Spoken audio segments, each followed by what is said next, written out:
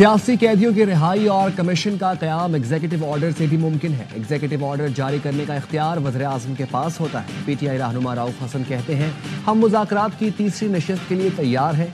तहरीरी मुतालिबात भी तैयार हैं। मुतालिबात रियासती कैदियों की रिहाई और जुडिशल कमीशन है।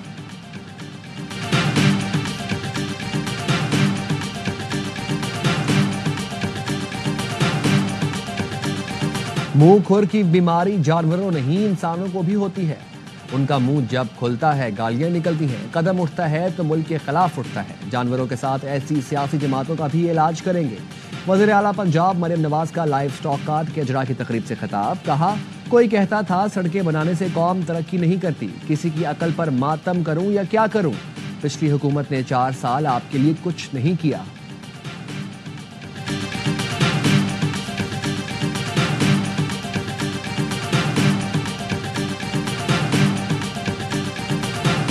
मरियम नवाज सियासी वर्कर्स को धमकियां दे रही हैं। पहले जो किया वो कम था।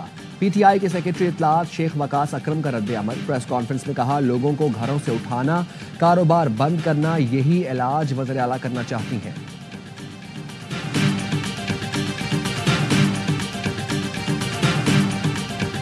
पेशावर यूनिवर्सिटी को 50 करोड़ ना दूं तो आप मेरे खिलाफ ऊ करके एहतजाज करना। ठीक काम ना हुआ तो फिर मैं ऐसे ही एहतजाज करूंगा।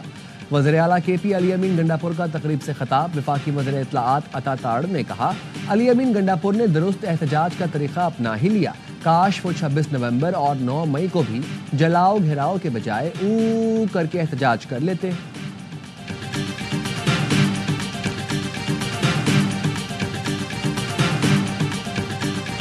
कराची में फायरिंग और तशद्दुद के वाक़यात। 2 घंटे के दौरान 4 अफराद कत्ल। वाक़यात घग्गर फाटक, सफूरा गाजी गोट, कोरंगी ज़िया कॉलोनी में पेश आए। पुलिस के मुताबिक महमूदाबाद कश्मीर कॉलोनी के घर से एक शख्स की तशद्दुदा लाश मिली। फायरिंग के 2 वाक़यात मुमकिना तौर पर डकैती मज़ाहमत का नतीजा हैं। घग्गर फाटक नेशनल हाईवे पर वारदात के दौरान नौजवान के कत्ल पर एहतजाज।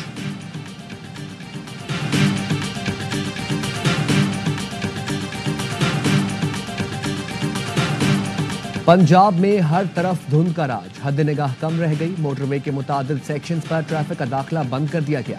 शदीद धुंध के बायस लाहौर एयरपोर्ट पर फ्लाइट ऑपरेशन भी मुतासर। ब्रिटिश एयरलाइन की परवाज इस्लामाबाद की तरफ मोड़ दी गई।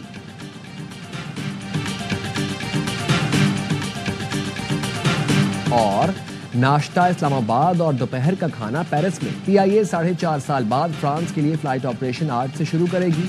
हफ्तावार 2 परवाजें ऑपरेट की जाएंगी। पहली परवाज आज दोपहर 12 बजे 300 से ज्यादा मुसाफिरों को लेकर रवाना होगी।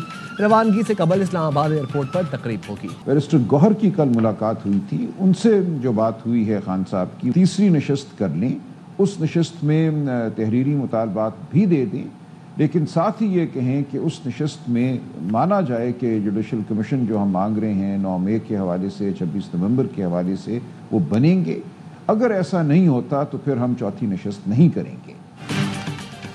तीसरी नशिस्त के लिए तैयार हैं। पैगाम भेज दिया लेकिन हुकूमत की तरफ से कोई जवाब नहीं आया। कमेटी रुकन सलमान अकरम राजा का कहना है, बानी से खुले माहौल में मुलाकात के बजाय उसी कमरे में मुलाकात कराने की दरखास्त की, उसका भी कोई जवाब नहीं आया। सलमान अकरम राजा ने बताया, बैरिस्टर गौहर को कल बानी PTI ने तीसरी नशिस्त करने की इजाजत दी थी।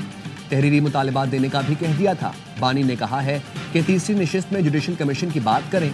तीसरी नशिस्त पर जुडिशल कमीशन पर ना माना गया तो चौथी नशिस्त ना करें। मुज़ाकरात का अमल बानी PTI के ट्वीट से पहले ही रुका हुआ है। एक तबका चाहता है मुज़ाकरात आगे बढ़े, ख्वाजा आसिफ इस तबके में शामिल नहीं। एक सवाल पर सलमान अकरम राजा बोले, शेर अफजल मरवत की बात को पार्टी की बात नहीं समझता। हम 4-5 लोग ही बानी और पार्टी की बात का इस्तेहकाक रखते हैं।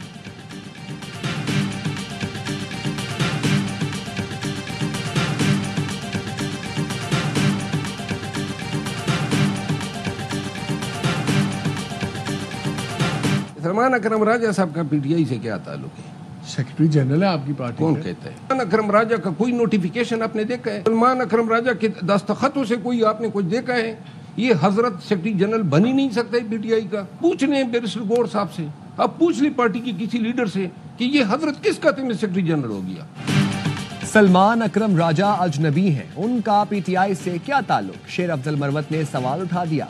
बोले, बैरिस्टर गौहर से पूछें, सलमान अकरम राजा ऐसे सेक्रेटरी जनरल हो गए? پارٹی آئین کے مطابق الیکشن میں منتخب ہی جنرل سیکرٹری ہو سکتا ہے۔ بانی پی ٹی آئی سے آج بات کروں گا اور سلمان اکرم راجہ کی ساری بات بتاؤں گا۔ سلمان اکرم نے لائن کراس کی، وہ ذاتیات پر چلے گئے، وہ نواز شریف پر تنقید کے بجائے مجھ پر تنقید کرتے ہیں۔ P T I, known league اور پی پی کا ایک ٹیبل پر بیٹھنا بڑی بات ہے، یقین ہے مذاکرات کا تیسرا دور خوشگوار ماحول میں ہوگا۔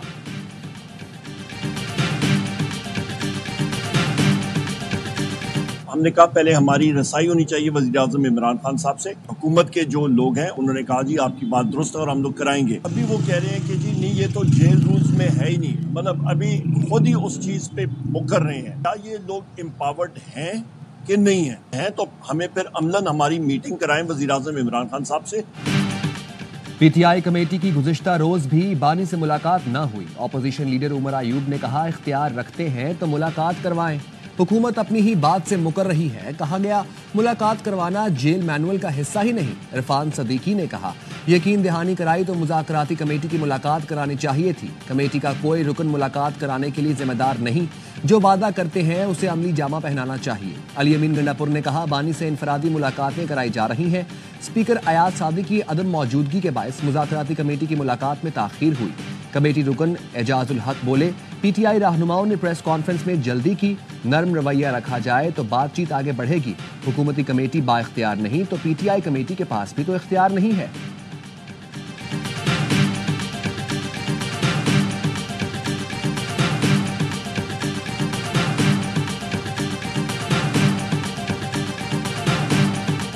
بدھ اور جمعرات کو کسی کی ملاقات کے لیے رابطہ نہیں کیا گیا۔ اڈیالہ جیل ذرائع کا کہنا ہے بانی پی ٹی آئی سے طے شدہ طریقہ کار کے مطابق ملاقات کے لیے منگل اور جمعرات کا دن مقرر ہے۔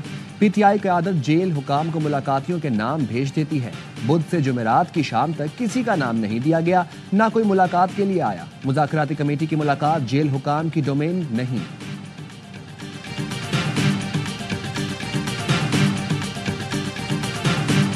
جن کو بھی معلوم ہے، جن کے پاس بھی وہ پلیز میرے بچے کو چھوڑ دیں، ہماری کسی سے کوئی دشمنی، میری سب سے گزارش ہے، میرا معصوم بچہ ہے، اس کو بحفاظت یہاں تک پہنچا دیا جائے، پلیز میری ماں کی التجا ہے۔ کراچی سے لاپتہ 7 سال کے سارم کا 2 روز بعد بھی پتہ نہ چل سکا۔ بچے کی گمشدگی کے وقت بجلی نہیں تھی، سی سی ٹی وی ویڈیوز نہیں ملی، والدین کو اجنبی نمبر سے فون آیا، بچے کی تصویر مانگی گئی، پولیس نے تفتیش میں نامعلوم نمبروں سے آنے والے میسیجز کو ٹریس کر لیا۔